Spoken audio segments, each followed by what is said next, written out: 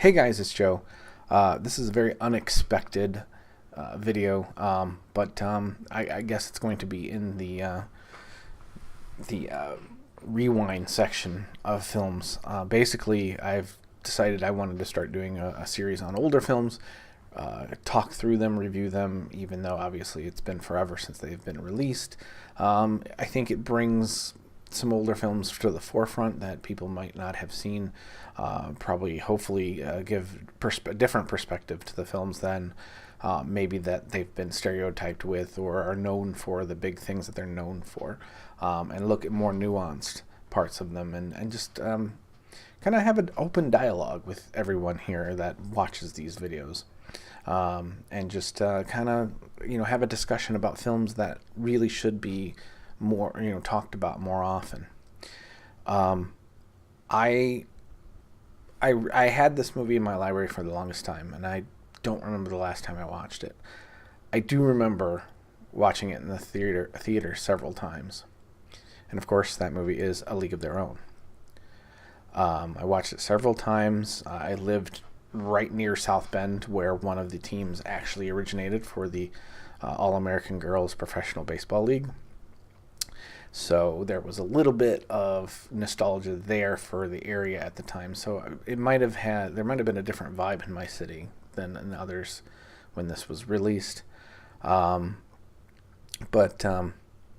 what I thought was interesting for me at the time was here I was a young man.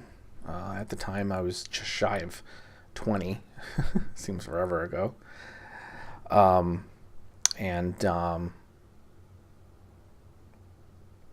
I was a young boy watching a movie about women's baseball. Didn't faze me. Didn't think anything of it. It was a movie about characters that I wanted to care about and did care about, and a story that was very endearing. It had comedy. It had drama. It had, it has everything pretty much. I didn't look at it as anything about, men versus women or. It was about the human condition, if anything, in terms of overcoming obstacles and making a mark in this world. And I think that was the overarching theme that came to me. But these days, probably, I bet it would be all about social justice warriors, and now we've got to have a movie about women's baseball, blah, blah, blah, blah, blah. And this is a movie about about professional women's baseball way back in the day. It's like, it's crazy, but those things never fazed me. The idea of female heroines. I grew up on Princess Leia and Ellen Ripley and Sarah Connor. I mean, strong women who would kick ass. Didn't faze me at all about whether they had a penis or not. It's ridiculous that we have these conversations about stuff like this. But I digress. That is a bit of a personal rant. But the reason I'm bringing this movie up is because yesterday Penny Marshall passed away. 75 years old. She was the director of A League of Their Own. She's also directed, other films too. Most notably, probably the most known would be Big with Tom Hanks. She's also known for the sitcom work and TV work that she did when she was younger, back in, I guess it was the 70s primarily, and the 80s. Laverne and Shirley primarily, what I knew her mostly from.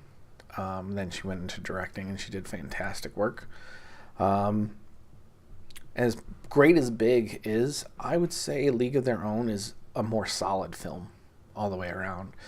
Mostly because of the ensemble work. It's got so many people and so many characters interwoven over such a grand period of time.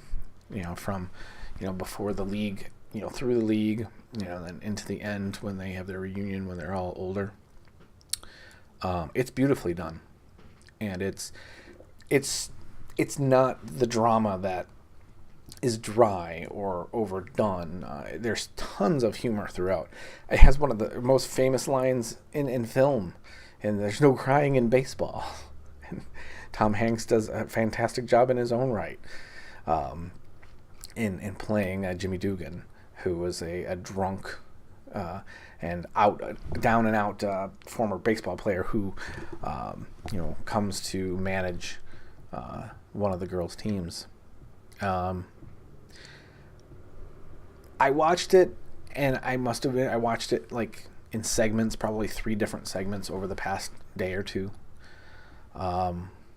Past day, I guess, because it was yesterday when she passed. And I'd seen it tons of times. Like I said, I saw it multiple times in the theater, much less how many times I've seen it at home. I can't even imagine. But it's probably been at least 10 years or more since I've seen it. And I started to watch it reluctantly because I was like, I've seen this before, and a lot of times I get that nostalgia for a movie that I've seen, and I'm like, I haven't seen it forever, and, I'm going to get that kind of charge back from it. And I start watching it, and it's like, it was kind of rose-colored glasses. It was nice to visit, but I'm not going to stay. I couldn't, as much as I watched this over a period of 24 hours, I was enthralled again, like I was watching it for the first time. It's one of those films I don't think is appreciated enough for what it was. And seeing it again, I appreciated so much more of all the character work, all the characters, all the actresses playing all the different characters, just nailing their parts. They're like a big symphony, and each one has a role to play, and they all have to work together. It's fantastic stuff. I found myself looking up a lot of the actresses since this movie was released in '92, kind of seeing where they've been, what they've been up to, because I'd forgotten about them. And I remember watching this movie at the time when it first was released, and I was just like, she's going to be awesome. I mean, she's a great actress. I'm curious what she'll end up doing next. And, I kind of, that all went to the wayside. But these days I have the technology. I can just Google right away and check up on them. And that's how drawn in to this film I was, again, after all this time. And I just feel like this needs to be spoken of with Penny Marshall's passing. I don't think we appreciated her enough during her time. I think she was still that girl from the sitcom for a long time. And I don't know, even now, how seriously she's been, as a film director. She was the first female director to have a film gross $100 million. I believe that was Big. Big made $150 million, while A League of Their Own, so yeah, it would be, because that was before A League of Their Own. Big, I believe, was 88. And A League of Their Own still did well at $107 million. But still, yeah, so I would assume it was Big that was the first $100 million by a female director. So, I mean, talk about making, putting a stake in the ground, making a mark on this world. For somebody who just played Laverne on a sitcom, a goofy, kind of ditzy character. She was much more than that. Way much more. And I don't know, again, if we appreciated her as much as we should have. But I wanted to bring it up because, honestly, by the end of the film, there may not be crying in baseball, but there is crying at the end of this movie. I didn't full out tear up big time, but I found myself having to hold back many times. The end sequence, where we flash forward to present day, where during the reunion and stuff, so many moments in that I don't remember affecting me as much. I was a young kid, probably, all these years, everything I've been through is, being an adult now, it probably means much more seeing them at this reunion. But it hit me a lot harder this time. And it's mostly why I'm making this video now. I implore you to watch A League of Their Own. If you have not seen it ever, please do. And if if your kids haven't seen it, really, especially, little girls, let them see what these girls did. And obviously, it's based on the actual league. Some things had changed. It was actually Mr. Wrigley, the guy who makes Wrigley's gum and all that stuff back in the day for the Chicago Cubs, Wrigley Field. He was the original person that had the league going. They changed it to Harvey, I believe. I'm not sure. I would assume maybe the family didn't want to participate or whatever it may be. But the cities and the names of the teams were the same, I believe, all the way around. Yeah, it's good. It's better than good. It's one of those movies that, again, has kind of been not made into, but it's known for its catchphrase of, crying in baseball and stuff like that. And I think as great as that line is, don't get me wrong, that scene is great. It belittles the overall film. It's so much more than that one line. It's so much more than what, little sound bites and everything that we'll see from the film, especially with Penny's passing. You're going to see a lot of clips from the films, and those clips are great. But watch the whole thing. Do yourself a favor this weekend. Sit down, watch A League of Their Own with somebody that you care about, and then talk about it. See what it does. See what you think of the past of what actually occurred and what that film might have meant to the women that played in that league. So, anyway, it's a great film. I would say 3.5 out of 4 stars easily.